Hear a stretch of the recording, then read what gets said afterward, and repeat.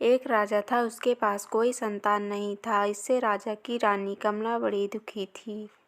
एक दिन की बात है, रानी सुबह सुबह अपने महल से बाहर निकली। अभी वह थोड़ी दूर ही गई थी कि उसे अपने सामने एक किसान आता हुआ दिखाई दिया। किसान के कंधे पर हल था। वह कोई लोकगीत गुनगुनाता हुआ जा रहा था। अचानक किसान की नज़र उस रानी पर पड़ी। वह तुरंत ही लौट पड़ा। रानी ने इस हरकत को देख लिया। उसने तुरंत ही अपने रथ को रोका और सारथी से कहा कि इस किसान को हमारे पास लाओ। थोड़ी देर में वह किसान रानी के सामने पहुंचा। रानी ने उससे पूछा, तुम अचानक लौट क्यों पड़े? तुम्हें तो खेत की ओर जाना था। किसान ने विनती भरे स्वर में कहा, रानी जी, मुझे कोई काम याद आ गया, इसीलिए लौट पड़ा। किसान का स्वर काँप रहा था। रानी ने कड़क कर कहा, तुम झूठ क्यों बोल रहे हो? सच सच कहो। किसान अनेक बहाने बनाता रहा। जब रानी गुस्से में भर उठी तब किसान ने गिड़गिड़ाते हुए कहा, आप मेरी माँ के बराबर हैं। यदि आप मुझे क्षमा दान दे तो मैं सच सच बताऊं।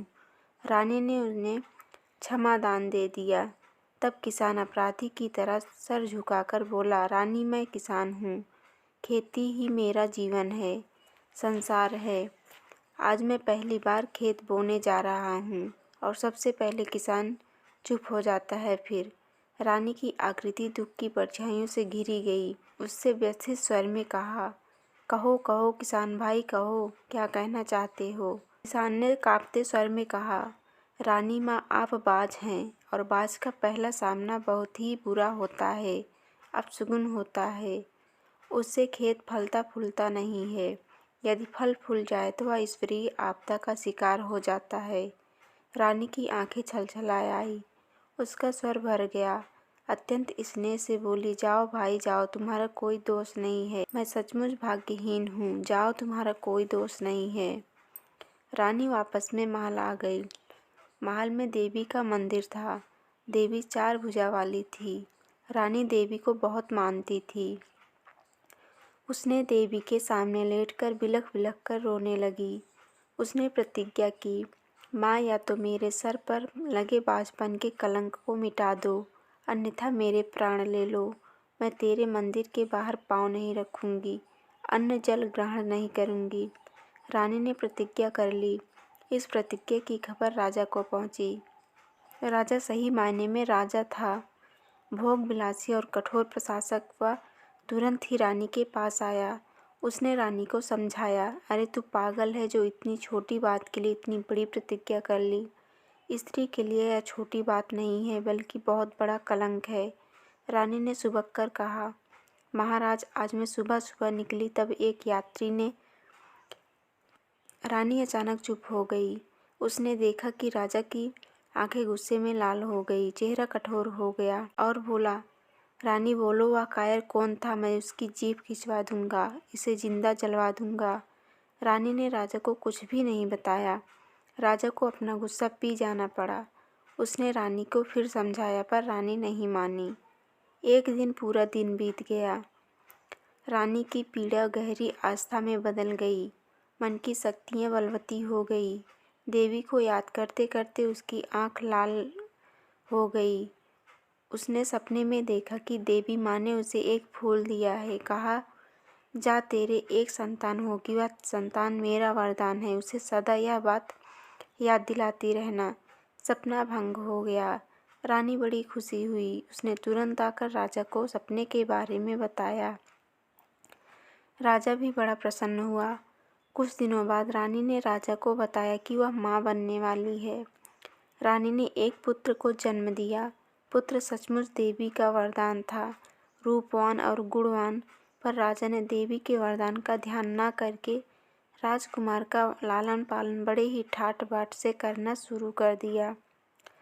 राजकुमार का नाम भी उसने जानबूझकर विलास प्रिय रखा। उसे उन सभी बातों से दूर रखा जिससे देवी का वरदान सच होता है। उसके चारों ओर एक ऐसा सामू था जो उसे बताता रहता था कि राजा का बेटा राजा होता है और उसे संसार के सारे प्राणियों से शानदार जीवन बिताने का हक है। स्वयं राजा को भी यह गुमान था कि उसने अपने पुत्र को अपने सांचे में अपने हिसाब से ढाल लिया है। एक दिन यह बात उसने अपनी रानी को भी कही, मेरा बेटा मेरे जैसा ही होगा, वह इस राज्य के खजानों को और भरेगा, मेरे जैसा। रानी की आंखों में आंसू आ गए।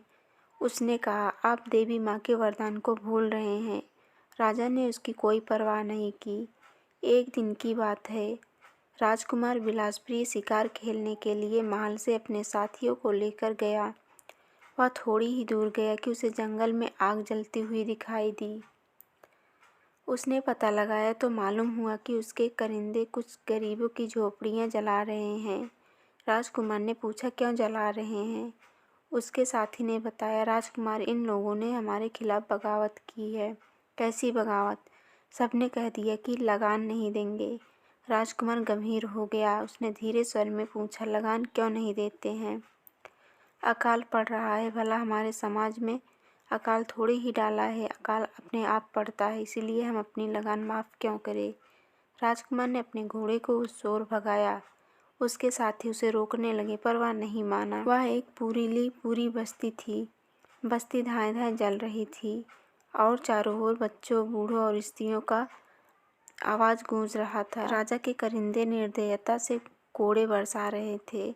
राजकुमार ने देखा कि एक बुढ़िया बचाओ बचाओ कहकर भाग रही थी और एक घुड़सवार उसके पीछे भाग रहा था।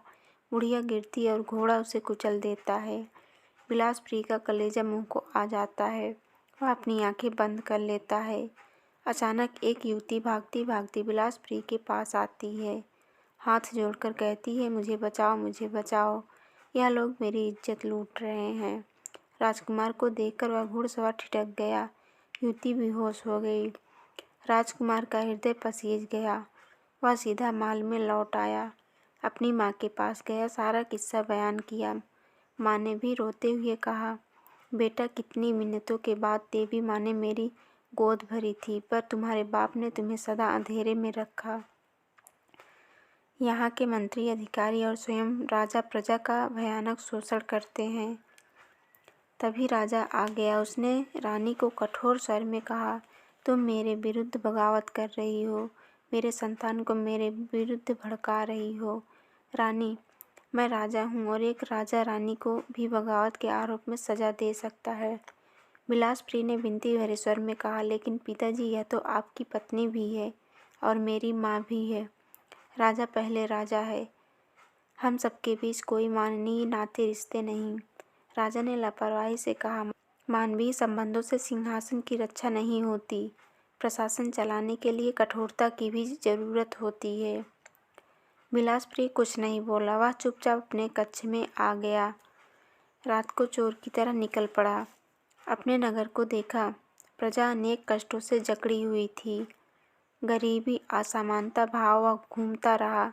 अचानक उसने देखा कि एक रथ को कुछ आदमी खींच रहे हैं। उसमें एक धनवान बैठा है, गहनों में लदा फता। उसने पूछा तो ये पता लगा कि ये धनवान के गुलाम है, लेकिन रथ तो घोड़ों से जोता है। राजकुमार ने कहा, मैं अपने घोड़ों को तकलीफ क्यों दूं? मेरे पास मेरे गुलाम हैं।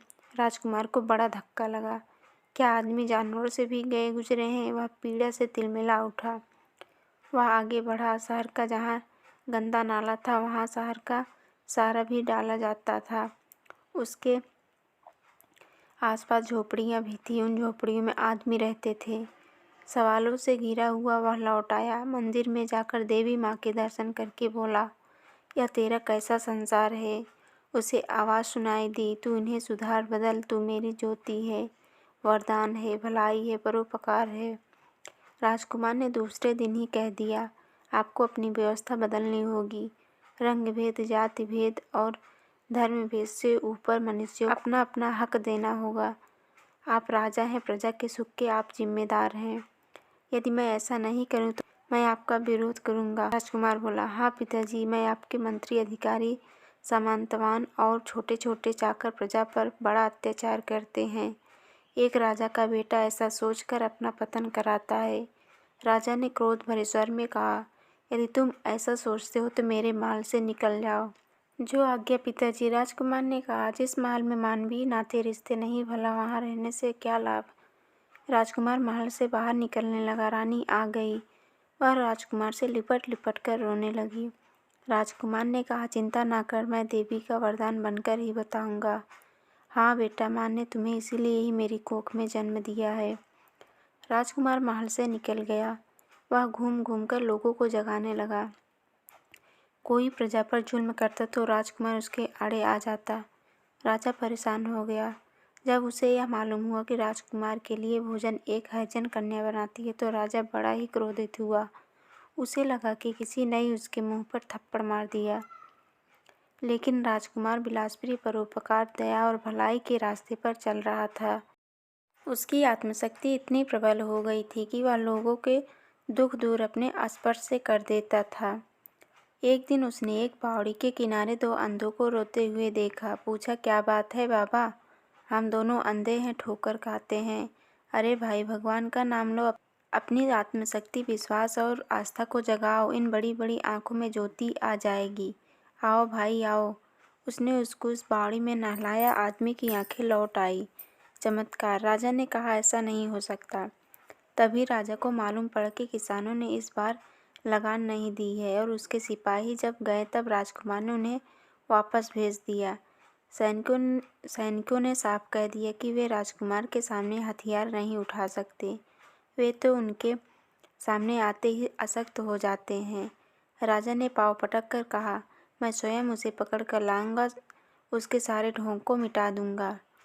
राजा सैनिकों के साथ आया। उसने देखा कि राजकुमार सभी वर्गों के लोगों के साथ कीर्तन में मग्न था। राजा ने सैनिकों को आज्ञा दी, इन सबको भगा दो। पर सैनिकों ने देखा कि उनके पांव जमीन से चिपक गए हैं। राजा चिल्लाता रहा। एकाएक राजा ने अपना पांव उठाया तो उसे मालूम हुआ कि वह जमीन से चिपक गया है। जब कीर्तन खत्म हुआ तब राजकुमार ने पूछा, क्या बात है महाराज, मेरे पांव धरती से चिपक गए हैं? नहीं पिताजी, धरती माँ ने स्वयं दुखी होकर ऐसा किया है। राजा गिड़गिड़ाने लगे, दया की भीख मांगने लगा। तब राजकुमार ने उन्हें उसके पाँव को छुआ। पाँव छूट गए। राजकुमार ने कहा, जाओ भाई जाओ, अब भी समझ जाओ कि तुम भी आदमी हो। राजा का हृदय बदल गया। राजकुमार ने अपने जीवन में सभी मनुष्यों को एक कर दिया। एक दिन राजकुमार तालाब में स्नान कर रहा था। तभी एक स्त्री रोती पीटती बोली, राजकुमार, मेरा बेटा तालाब में डूब गया।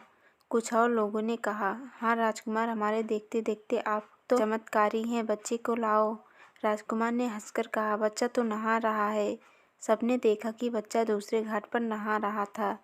चमत्कार। राजकुमार ने कहा, चमत्कार नहीं, अपने मन की शक्ति, आस्था, विश्वास को जगाओ। चमत्कार आदमी के हृदय में है। राजकुमार का जीवन सेवा करते करते थक गया। एक दिन उसने जीवित समाधि ले ली। वहाँ एक मंदिर बना। वह पहला मंदिर था जिसमें सभी धर्मों, जातियों व वर्गों के लोग आकर फूल चढ़ाते थे। उस मंदिर का भोग हरिजन कन्या ही बनाती थी। ये सब देखकर राजा का दिल गदगद हो गया और अपने राजकुमार को असली राजा बना दिया। सारा राजपाट राजकुमार को सौंप दिया। तो दोस्तों, उम्मीद करती हूँ आपको ये वीडियो ज़रूर पसंद आई होगी। वीडियो पसंद आए तो लाइक, शेयर और चैनल को सब्सक्राइब करना